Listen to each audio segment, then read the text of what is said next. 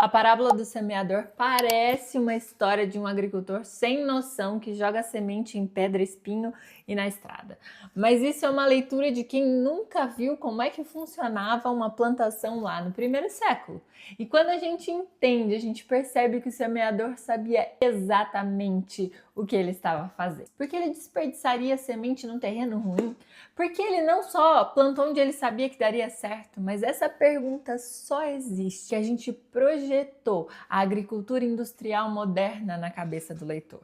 Lá no primeiro século, na Galileia, a semeadura funcionava de um jeito completamente diferente do que a gente imagina. Quando a gente descobre a sequência real, a gente percebe que a parábola não é sobre desperdício. Estudiosos das práticas agrícolas do primeiro século apontam que na Galileia rural, lá da antiguidade, o ciclo agrícola tinha uma ordem que pra gente parece invertida. Hoje, a gente ara primeiro a terra, prepara o solo e depois a gente planta. Lá era o contrário, o agricultor primeiro semeava, jogando a semente em toda a extensão do campo e depois ele arava a terra para enterrar a semente. E por que essa ordem? Porque o terreno da Galileia ele era misto e irregular, com afloramentos de rocha, com trilhas que cortavam o campo porque as pessoas atravessavam para encurtar o caminho e com espinheiros que cresciam nas suas bordas. O agricultor não tinha como saber exatamente onde a terra estava boa antes de arar.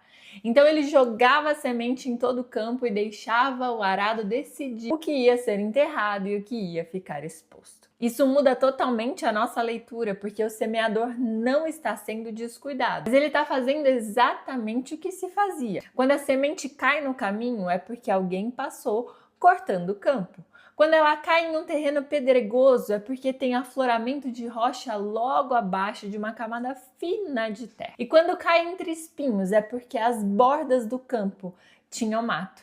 E quando cai em boa terra, é porque exatamente ali o solo era fundo o suficiente para arar com profundidade. Os ouvintes de Jesus, na sua maioria galileus rurais, entendiam isso na hora. Para eles, a parábola não era sobre a técnica ruim de agricultura, mas era sobre o fato de que toda lavoura tem esses 4 tipos de terreno ao mesmo tempo.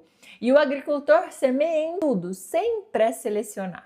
E olha o que isso já nos diz sobre Deus. Esse semeador, ele não calcula, ele não pré-seleciona, ele não decide. Esse aqui merece, esse aqui é terra ruim. Eu vou guardar minha semente. Joga a semente em tudo, no caminho duro, no pedregulho raso, no meio do espinho, na terra boa. Todo mundo recebe semente. O coração de Deus, segundo essa parábola, é assim.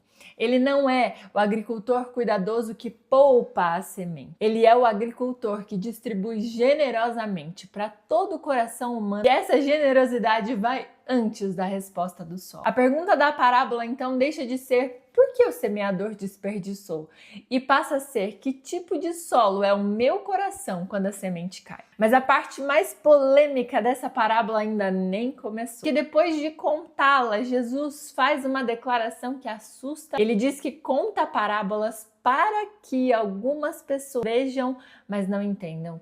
E por que isso? Na parte 2 eu te mostro a citação de Isaías 6 e o que isso significa. Essa é a série em que eu falo o que os fariseus ouviam quando Jesus contava uma parábola.